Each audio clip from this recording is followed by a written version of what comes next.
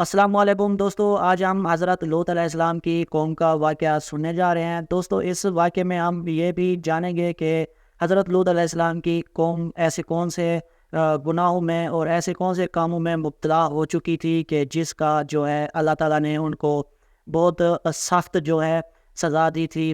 تو اس سب کے بارے میں آج ہم جانیں گے اس ویڈیو کے اندر۔ تو دوستو آپ نے اگر چینل کو سبسکرائب نہیں کیا ہے تو چینل کو سبسکرائب کر دیں، ویڈیو کو لائک کر دیں اور گھنٹی کے نشان کو دبا دیں تاکہ اس طرح کی جو ویڈیوز ہیں روزانہ آپ دوستوں تک پہنچتی رہیں۔ قوم لوط جنہوں نے ایسی برائی کو ایجاد کیا جو ان سے پہلے دنیا میں کسی قوم نے نہ کیا تھا، ایسی بدکاری جس کی مثال تاریخ میں کہیں نہیں ملتی۔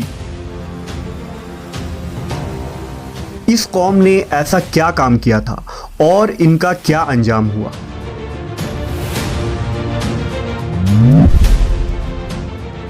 حضرت لوط علیہ السلام اللہ کے ایک برگزیدہ نبی تھے۔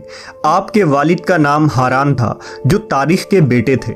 آپ کی پیدائش عراق کے قدیم شہر اور میں ہوئی تھی۔ اس شہر میں ابراہیم علیہ السلام کا مسکن تھا۔ دراصل لوط علیہ السلام کے والد ہاران حضرت ابراہیم کے سگے بھائی تھے، یعنی حضرت لوط علیہ السلام حضرت ابراہیم کے بھتیجے تھے۔ چونکہ حضرت لوط علیہ السلام کے والد ان کے بچپن میں ہی انتقال کر چکے تھے، لہذا حضرت لوط کو حضرت ابراہیم نے بیٹا بنا کر پالا تھا۔ آپ حضرت ابراہیم پر سب سے پہلے ایمان لانے والوں میں شامل ہیں۔ آپ حضرت ابراہیم کے زمانے میں اہل سدوم کی رہنمائی کے لیے نبوت کے منصب پر فائز ہوئے۔ حضرت لوط کے بہت سارے معجزات ہیں۔ آپ جس وقت بارش کے لیے دعا کرتے تھے تو آسمان بادلوں سے بھر جاتا اور خوب بارش ہوتی تھی۔ حضرت لوط جس پتھر پر سر رکھ کر سوتے، اس پتھر پر آپ کے سر مبارک کا نشان بن جاتا تھا۔ سدوم وہ علاقہ تھا جہاں لوط علیہ السلام مبعوث فرمائے گئے۔ سدوم کے آس پاس 5 نہایت ہی خوبصورت شہر آباد تھے، جن میں سے ہر ایک کی آبادی 1,00,000 نفوس سے زیادہ ہی تھی۔ یہ علاقے نہایت ہی سرسبز و شاداب اور قدرت کی فیاضی کا حسین شاہکار تھا۔ یہاں باغات کی کثرت تھی، لہلہاتی کھیتیاں یہاں کی ضروریات سے کہیں زیادہ تھی۔ اردن، شام اور اسرائیل کے درمیان بسا ہوا یہ علاقہ نہایت ہی زرخیز تھا۔ وہاں طرح طرح کے اناج، پھل، میوے بکثرت پیدا ہوتے تھے، اور یہی وجہ تھی کہ آس پاس کے بستیوں کے لوگ بھی اپنی معاشی اور غذائی ضرورت کے لیے ان بستیوں کی طرف آتے تھے۔ مگر یہ بات اہل سدوم کے لوگوں کو بالکل بھی پسند نہ تھی۔ ان کے خیال میں ان کی بستیوں میں پیدا ہونے والے پھلوں، اناجوں اور سبزیوں پر صرف ان کا ہی حق تھا۔ وہ نہیں چاہتے تھے کہ دوسری بستیوں کے لوگ ان کے علاقے میں آئیں۔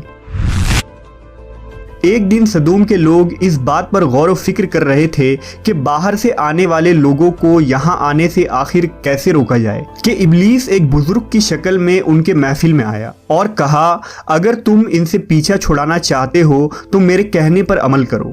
اس اجنبی بزرگ کی بات لوگوں نے بہت توجہ سے سنی۔ ابلیس نے کہا، میں کل بتاؤں گا۔ دوسرے دن ابلیس ایک خوبصورت جوان لڑکے کی بھیس میں آیا اور انہیں اپنی عورتوں کے بجائے مردوں کے ساتھ فعل بد کرنا سکھایا۔ ابلیس نے کہا کہ اگر تم ان بستیوں کے لوگوں سے نجات چاہتے ہو جو تمہاری بستی میں آ جاتے ہیں تو ایسا کرو کہ جب بھی کوئی شخص تمہارے علاقے میں آئے تو تم لوگ زبردستی اس کے ساتھ اپنی خواہش پوری کرو۔ اس طرح یہ لوگ اس بستی میں آنا چھوڑ دیں گے۔ اپنی نفسانی خواہشات کے لیے مردوں سے بدفعلی اس قوم کا دستور بن گیا تھا۔ یہاں بے حیائی عام ہو گئی تھی۔ حکمراں، سردار، رؤسا، ہر طبقے میں گھر گھر یہ عمل پھیل گئی تھی۔ بھری محفل میں یہ لوگ اس فحاشی کے کام کو کر کے خوش ہوتے تھے۔ کوئی بھی محفل اس کام کے بغیر ادھوری سمجھی جاتی تھی۔ خاص کر مسافروں میں سے کوئی خوبصورت لڑکا ہوتا تو یہ لوگ اسے اپنا شکار بنا لیتے۔ تلمود میں لکھا ہے کہ اہل سدوم اپنی روزمرہ کی زندگی میں سخت ظالم، دھوکے باز اور بد معاملہ تھے۔ کوئی مسافر ان کے علاقے سے بخیریت نہ گزر سکتا تھا۔ کوئی غریب ان کی بستیوں سے روٹی کا ایک ٹکڑا نہ پا سکتا تھا۔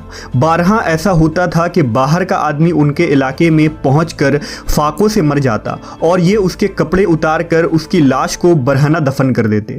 اپنی وادی کو انہوں نے ایک باغ بنا رکھا تھا جس کا سلسلہ میلوں تک پھیلا ہوا تھا۔ اس باغ میں وہ انتہائی بے حیائی کے ساتھ اعلانیہ بدکاریاں کرتے تھے۔ حضرت لوط علیہ السلام نے انہیں توحید کی دعوت دی اور بدکاری کے اس گھنونے عمل سے توبہ کرنے کا حکم دیا۔ حضرت لوط نے کہا، تم بے حیائی کیوں کرتے ہو؟ کیا تم عورتوں کو چھوڑ کر لذت حاصل کرنے کے لیے مرد کی طرف مائل ہوتے ہو؟ حقیقت یہ ہے کہ تم احمق لوگ ہو۔ حضرت لوط اہل سدوم کو دن رات واعظ و نصیحت کیا کرتے، لیکن قوم پر اس کا کوئی اثر نہ ہوا، بلکہ وہ بہت فخریہ انداز میں یہ کام کرتے تھے۔ انہیں حضرت لوط کا سمجھانا بھی برا لگتا تھا، لہٰذا انہوں نے صاف صاف کہہ دیا کہ اگر تم ہمیں اسی طرح برا کہتے رہے اور ہمارے کاموں میں مداخلت کرتے رہے تو ہم تمہیں اپنے شہر سے نکال دیں گے۔ حضرت لوط نے نصیحت و تبلیغ کا سلسلہ جاری رکھا، لہٰذا ایک دن اہل سدوم نے خود ہی عذاب الہی کا مطالبہ کر دیا۔ اللہ تعالیٰ نے اب تک ان کے اس بدترین فحاشی اور بدکاری کے باوجود ڈھیل دے رکھی تھی، لیکن جب انہوں نے حضرت لوط سے ایک دن کہا کہ اگر تم سچے ہو تو ہم پر عذاب لے آؤ، لہٰذا ان پر عذاب الہی کا فیصلہ ہو گیا۔ اللہ نے اپنے خاص فرشتوں کو دنیا کی طرف روانہ کر دیا۔ یہ فرشتے دراصل حضرت جبرائیل، میکائیل اور اسرافیل علیہ السلام تھے۔ پھر یہ فرشتے حضرت لوط علیہ السلام کے گھر تشریف لے آئے۔ حضرت لوط نے جب ان خوبصورت نوعمر لڑکوں کو دیکھا تو سخت گھبراہٹ اور پریشانی میں مبتلا ہو گئے۔ انہیں یہ خطرہ محسوس ہوا کہ اگر ان کے قوم کے لوگوں نے انہیں دیکھ لیا تو نہ جانے وہ ان کے ساتھ کیا سلوک کریں گے۔ حضرت لوط کی بیوی کا نام وائلہ تھا، اس نے آپ پر ایمان نہ لایا تھا اور وہ دراصل منافقہ تھی، وہ کافروں کے ساتھ تھی، لہٰذا اس نے جا کر اہل سدوم کو یہ خبر دے دی کہ لوط کے گھر نوجوان لڑکے مہمان ٹھہرے ہوئے ہیں۔ یہ سن کر بستی والے دوڑتے ہوئے حضرت لوط کے گھر پہنچے۔ حضرت لوط نے کہا، اے قوم، یہ جو میری قوم کی لڑکیاں ہیں یہ تمہارے لیے جائز اور پاک ہیں۔ اللہ سے ڈرو اور مجھے میرے مہمانوں کے سامنے رسوا نہ کرو۔ کیا تم میں سے کوئی بھی شائستہ آدمی نہیں؟ حضرت لوط کی بات سن کر وہ لوگ بولے، تم بخوبی واقف ہو کہ ہمیں تمہاری بیٹیوں سے کوئی حاجت نہیں، اور جو ہماری اصل چاہت ہے اس سے تم بخوبی واقف ہو۔ قوم لوط کے اس بے شرمانہ جواب سے اندازہ لگایا جا سکتا ہے کہ وہ فعل بد میں کس حد تک مبتلا ہو چکے تھے۔ جب حضرت لوط علیہ السلام کی قوم ان کے گھر کی طرف دوڑتی ہوئی آئی تو حضرت لوط نے گھر کے دروازے بند کر دیے اور ان نوجوانوں کو ایک کمرے میں چھپا دیا۔ اس بدکار لوگوں نے آپ کے گھر کا گھیراؤ کیا ہوا تھا اور ان میں سے کچھ گھر کے دیوار پر بھی چڑھنے کی کوشش کر رہے تھے۔ حضرت لوط اپنے مہمانوں کی عزت کے خیال سے بہت زیادہ گھبرائے ہوئے تھے۔ فرشتے یہ سب منظر دیکھ رہے تھے۔ جب انہوں نے حضرت لوط علیہ السلام کی بے بسی اور پریشانی کا یہ عالم دیکھا تو حقیقت سے پردہ اٹھاتے ہوئے یوں فرمایا، اے لوط، ہم تمہارے رب کے بھیجے ہوئے فرشتے ہیں، یہ لوگ ہرگز تم تک نہیں پہنچ سکیں گے۔ ابھی کچھ رات باقی ہے تو اپنے گھر والوں کو لے کر چل دو اور تم میں سے کوئی شخص پیچھے مڑ کر نہ دیکھے۔ اہل سدوم حضرت لوط کے گھر کا دروازہ توڑنے پر بضد تھے، لہٰذا حضرت جبرائیل علیہ السلام نے گھر سے باہر نکل کر اپنے پر کا ایک کونا انہیں مارا، جس سے ان سب کی آنکھوں کے ڈھیلے باہر نکل آئے اور بصارت زائل ہو گئی۔ یہ خاص عذاب ان لوگوں کو پہنچا جو حضرت لوط کے پاس بد نیتی سے آئے تھے۔ حضرت لوط علیہ السلام حقیقت حال جان کر مطمئن ہو گئے اور اپنے گھر والوں کے ساتھ رات ہی کو نکل کھڑے ہوئے۔ بیوی بھی ان کے ساتھ تھی، لیکن کچھ دور جا کر وہ واپس اپنے قوم کی طرف پلٹ گئی اور قوم کے ساتھ جہنم رسید ہو گئی۔ صبح کا آغاز ہوا تو اللہ کے حکم سے حضرت جبرائیل نے بستی کو اپنے پر سے اکھاڑ دیا اور پھر اپنے بازو پر رکھ کر آسمان پر چڑھ گئے، یہاں تک کہ آسمان والوں نے بستی کے کتے کے بھونکنے اور مرغوں کے بولنے کی آوازیں سنی۔ پھر اس بستی کو زمین پر دے مارا، جس کے بعد ان پر پتھروں کی بارش ہوئی۔ ہر پتھر پر مرنے والوں کا نام لکھا ہوا تھا۔ جب یہ پتھر ان کو لگتے تو سر پاش پاش ہو جاتے۔ صبح سویرے شروع ہونے والا یہ عذاب اشراق تک پوری بستی کو نیست و نابود کر چکا تھا۔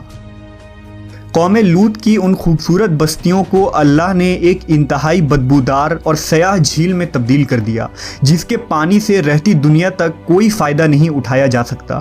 سمندر کے اس خاص حصے میں کوئی جاندار، مچھلی، میڈک وغیرہ زندہ نہیں رہ سکتے، اس لیے اسے ڈیڈ سی یعنی بحر مردار کہا جاتا ہے، جو اسرائیل اور اردن کے درمیان واقع ہے۔